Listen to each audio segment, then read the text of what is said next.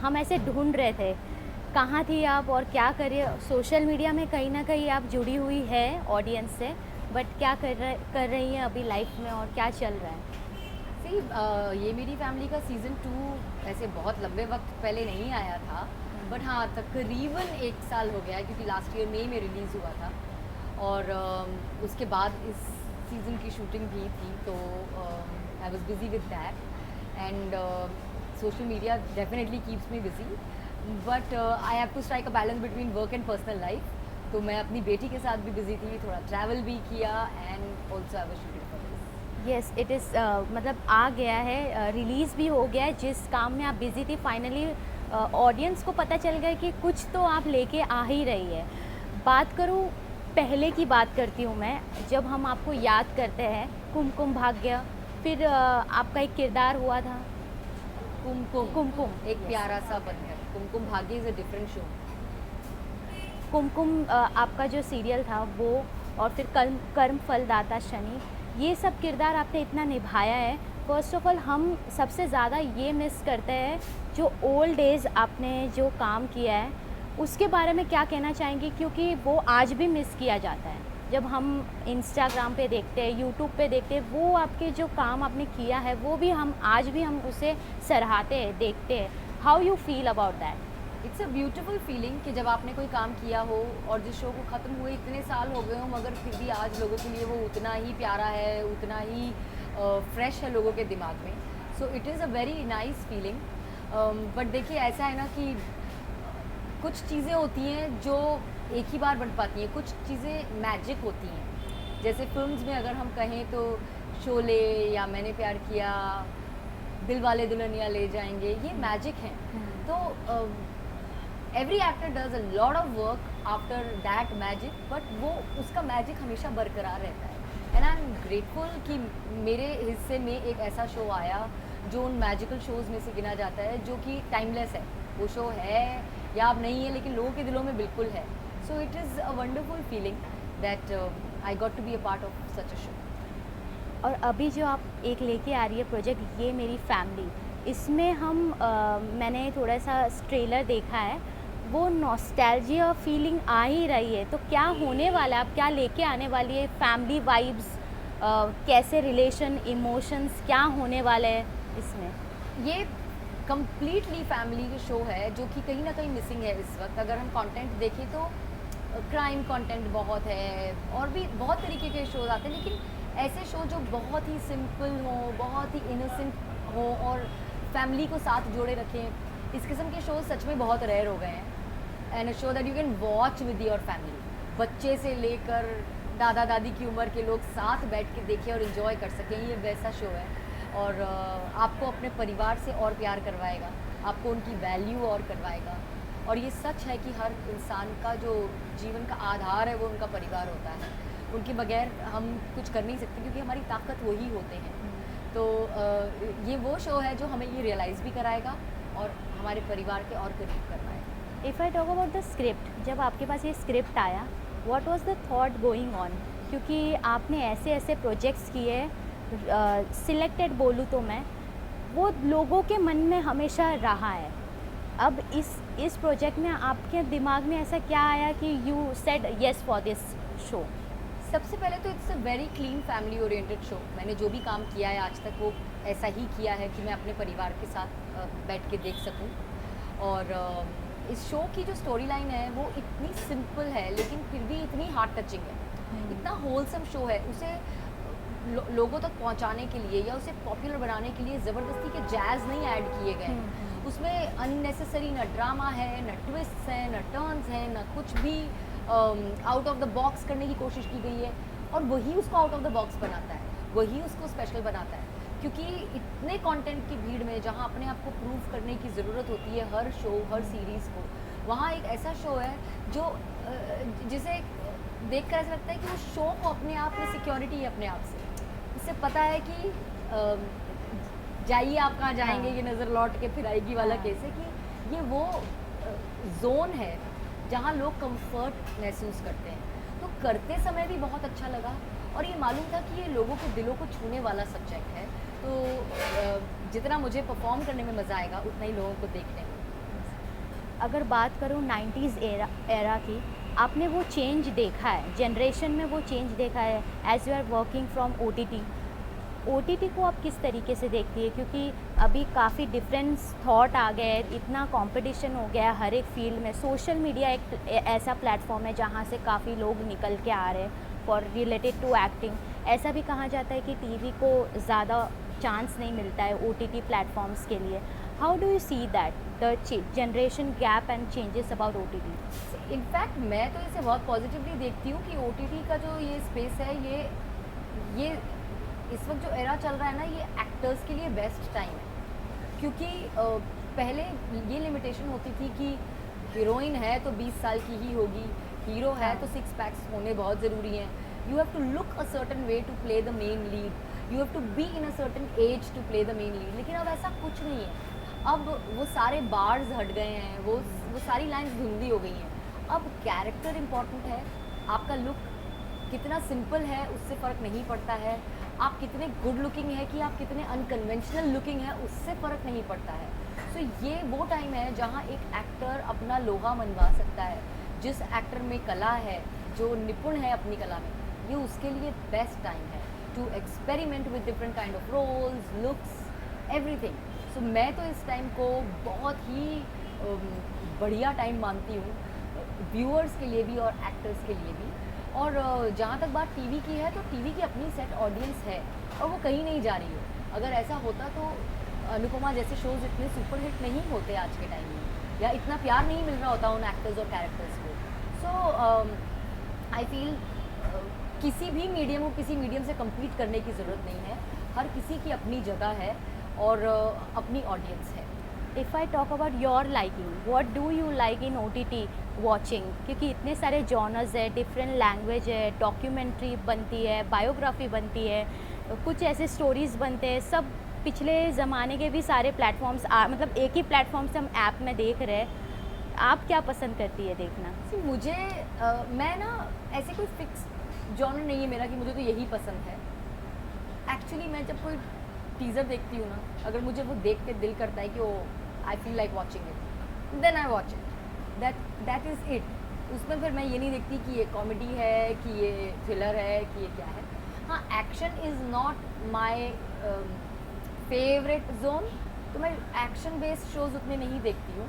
But बाकी I like suspense, I like comedy, I like love stories, family oriented shows.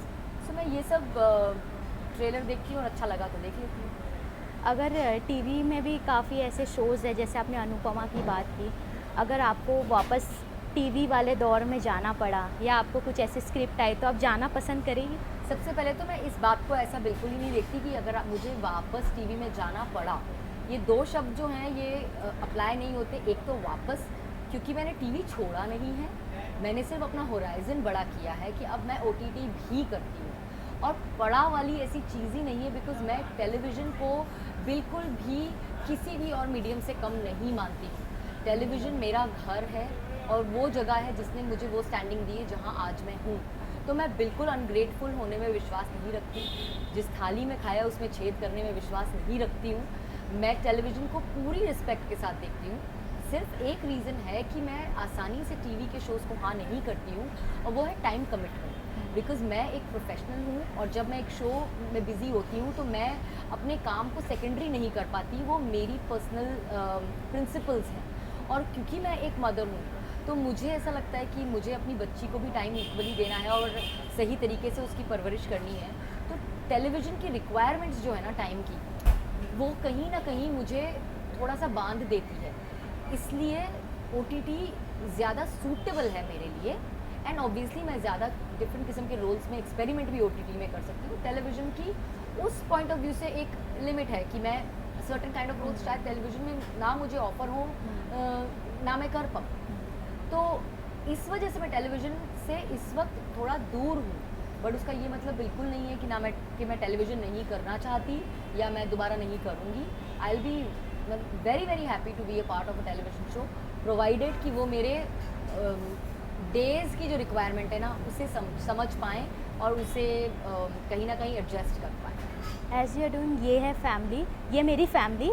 अगर बात करूँ professional और पर्सनल लाइफ, फैमिली लाइफ को balance करने के लिए, तो वो आप किस तरीके से बैलेंस करती है, क्योंकि इट्स वेरी इम्पॉर्टेंट। मैं बैलेंस सिर्फ और सिर्फ कर पाती हूँ अपने पेरेंट्स की वजह से, क्योंकि मैं बहुत ही प्रोटेक्टिव, बहुत ही ऑब्सेस्ड मदर हूँ अपनी बच्ची से। मुझे उसकी लाइफ में क्या हो रहा है, उसने ठीक से खाया, उसका मन कैसा है, आज उदास तो नहीं है, स्कूल में क्या हुआ, ये सब जानना बहुत ज़रूरी है। और मैं अगर घर पर नहीं हूँ तो मैं बिलीव नहीं करती कि आप बच्चे को ऐसे ही अकेला छोड़ दो या डोमेस्टिक हेल्प के साथ छोड़ दो, बिकॉज जो एक इमोशनल सिक्योरिटी बच्चे को महसूस होती है फैमिली के साथ, वो अदरवाइज़ नहीं फील होती। तो मेरे पेरेंट्स और मैं और मेरी बेटी, हम लोग सब साथ ही रहते हैं, तो क्योंकि वो उनके पास है तो मैं पीस ऑफ माइंड है मेरे पास, और मैं सुकून से काम कर पाती हूँ जब जब काम पर जाती हूँ। वरना मैं शायद पीसफुली काम नहीं कर पाती, मैं वैसे परफॉर्म भी नहीं कर पाती जैसे कर पाती हूँ, क्योंकि मेरा मन वहीं लगा रहता। As you have said peace of mind, आजकल हम बच्चों में भी देखते हैं, टाइम देना, बातचीत करना, क्या हो रहा है बताना, उस चीज़ को आप मतलब ऑडियंस को क्या एक मैसेज देना चाहेंगी कि वो अपने बच्चों के साथ कनेक्ट रहे और वो चीज़ उनके बच्चे ना फेस करें। एज योर मदर, तो आपको ये चीज़ एक्सपीरियंस अच्छी तरीके से है, तो हाउ डू यू हैंडल? मुझे ऐसा लगता है कि अपने बच्चों से उनके मन में क्या चल रहा है ये जानना बहुत ज़रूरी है। हम बड़े हैं, हम बोल के बता पाते हैं, एक्सप्रेस कर लेते हैं, बच्चों को आसानी से एक्सप्रेस करना नहीं आता। उनके एक्सप्रेशंस जो होते हैं ना, वो डिफरेंट तरीके के होते हैं। वो रोकर बताते हैं, वो चिड़चिड़ करके बताते हैं, वो फिट थ्रो करते हैं, खाने में नखरे करते हैं। तो आपको समझना पड़ता है कि स्कूल में कुछ हुआ है, किसी बात से अपसेट हो, किसी फ्रेंड ने कुछ कहा, क्योंकि बुरा तो हम जब पैदा हुए हैं तब से लेकर समझ में आता है कि अगर कोई चीज़ हमें अच्छी नहीं लगती, लेकिन उसे अगर एक्सप्रेस नहीं कर पाएँ तो फिर वो हमें हमारे बिहेवियर में दिखने लगती है।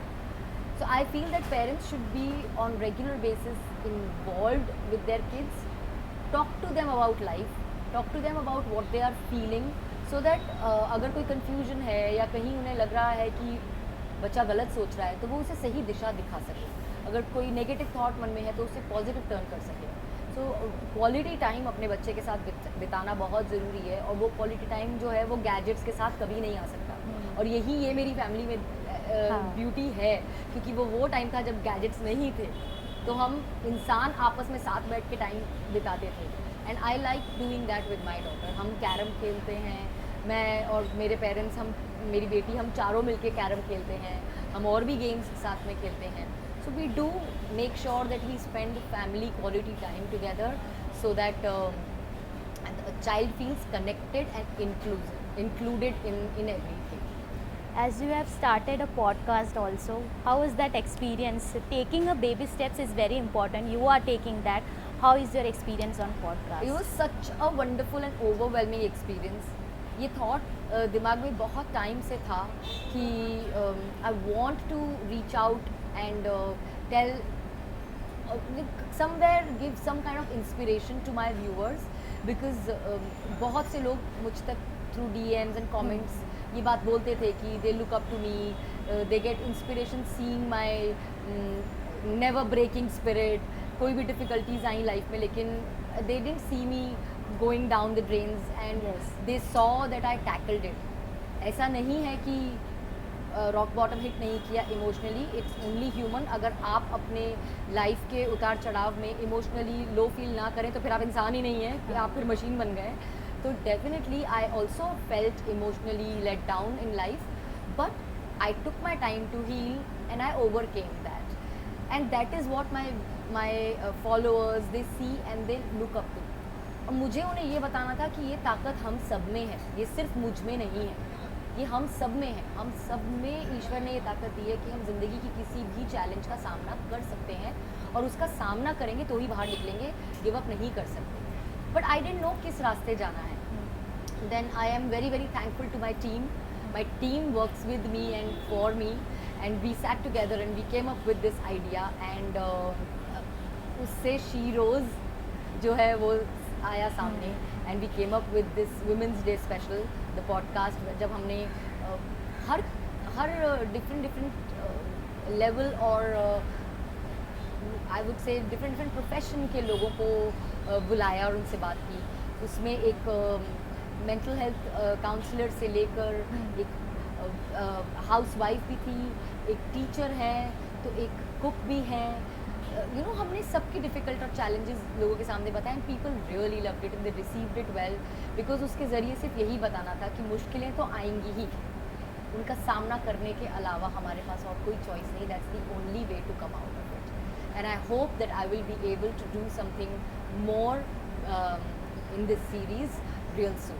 If I talk about your inspiration, who is your inspiration? Because you are mentally so strong, and while I'm talking to you, I'm seeing that. तो who is your inspiration? किसको आप सराहती है अपने लाइफ में और उनको देख के आपको एक हौसला मिलता है? See, I think लाइफ का हौसला जो है ना, वो अपने आप आता है। इसका जवाब मैं थोड़ा अलग तरीके से दूंगी। मेरे लिए ना इंस्पिरेशन के साथ साथ मेरी ताकत मेरे पेरेंट्स हैं और मेरी बेटी है। वो मेरी वीकनेस भी है और मेरी सबसे बड़ी स्ट्रेंथ भी है। तो अगर मैं मेंटली स्ट्रांग हूँ वो इसलिए क्योंकि मेरे पेरेंट्स इतने स्ट्रांग हैं कि उन्होंने अपनी बेटी को ऐसा स्ट्रांगली पकड़ के रखा उस दौर में जिस दौर में मैं सबसे ज़्यादा इमोशनली वीक थी।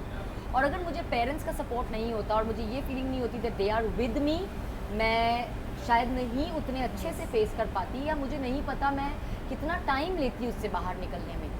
तो उन्होंने एक स्ट्रॉन्ग लड़की, एक स्ट्रॉन्ग बेटी को बड़ा किया है, क्योंकि बचपन से उन्होंने मुझे यही विश्वास दिलाया कि अपने आप में विश्वास रखो, you can do anything and everything. And मुझे हमेशा ये याद दिलाया कि हम तुम्हारे साथ हैं, तुम्हारे फेलियर्स में भी, तुम्हारी सक्सेसेस में भी। और वो जो स्ट्रेंथ है ना, वो आपको मेंटली स्ट्रॉन्ग बनाती है। तो अगर मेरी स्ट्रेंथ और मेरी इंस्पिरेशन कोई है तो वो मेरे पेरेंट्स हैं और मेरी बेटी है, क्योंकि वो बच्ची ने मुझे हील किया है और मुझे जीवन में नेवर गिव अप जो एटीट्यूड है वो उसी की वजह से मिला है। Because I look at her and I say that I can't break because I know that my child is watching me. So your child is your strength. सिर्फ पेरेंट्स ही अपने बच्चे की स्ट्रेंथ नहीं होते हैं। सो मेरी इंस्पिरेशन मेरे अपने घर में, मेरी अपनी फैमिली में मेरे पेरेंट्स और मेरी बच्ची है, जिन्होंने मुझे इंस्पायर किया कि आपको स्ट्रॉन्ग रहना है no matter what you face in life, and that is how and that is why maybe you see a strong woman sitting in front of you. Ma'am आपने कर्म फल दाता शनि किया है, हाँ मतलब आप कर्मा में कितना बिलीव रखती है? 110%, मे बी 200% और मे बी मोर। मैं टोटली बिलीव करती हूँ कर्मों में। हाउ मेनी एपिसोड ये मेरी फैमिली लेके आ रही है इस बार सीज़न 3 में? ये मेरी फैमिली का सीज़न 3 में भी 5 एपिसोड्स हैं, जैसे सीज़न 2 में थे। What I would want to complete your that question because कर्मा एक ऐसी चीज़ है जो जिससे आप बच ही नहीं सकते। अगर आपके पास पलटकर इस जन्म में नहीं अगले 4 जन्म बाद भी आएगा तो नो प्रॉब्लम, लेकिन अपने आप को आईने में तो इसी जन्म में देखना है ना। तो अगर आपने किसी के साथ गलत किया है, बुरा किया है, धोखा दिया है, झूठ बोले हैं, वो कहीं ना कहीं पलट के किसी न किसी दिन तो आपको आईने में बोलेंगे कि क्या किया। तो कर्मा के साथ साथ एक ऑल्टर ईगो भी होता है। अगर हम अपने ज़मीर को ज़िंदा रखना चाहते हैं तो हमें कर्मा में बिलीव रखना पड़ेगा, क्योंकि हम जब कर्मा में बिलीव रखते हैं तो ही हम जानकर कभी किसी के साथ कुछ गलत नहीं करते, क्योंकि हमें ये पता है कि एक ना एक दिन लौट कर हमारे पास आना है। इसलिए अगर आपके कर्म अच्छे हैं तो आप के साथ कोई कितना ही बुरा भी करने की कोशिश क्यों ना कर ले, अल्टीमेटली आपके साथ सही और अच्छा ही होगा। If I talk about after ये मेरी फैमिली, कुछ ऐसे पाइपलाइंस है जो आप हमेशा सरप्राइज की तरह लेके आएगी? Yes, yes, there is something that is going to come out very soon, and it's something very special, and I'm hoping that people will love it. Ma'am last message to fans and audience, किस तरीके से आपको और नज़र आएंगी आप और किस अंदाज में आप उन्हें आगे भी इंटरटेन करते रहेंगी? पहले तो थैंक यू बोलना चाहती हूँ, इतना प्यार दिया है आपने ये मेरी फैमिली सीज़न 2 को। सीज़न 3 आज ही स्ट्रीम हुआ है, प्लीज़ ये मेरी फैमिली सीज़न 3 देखिए।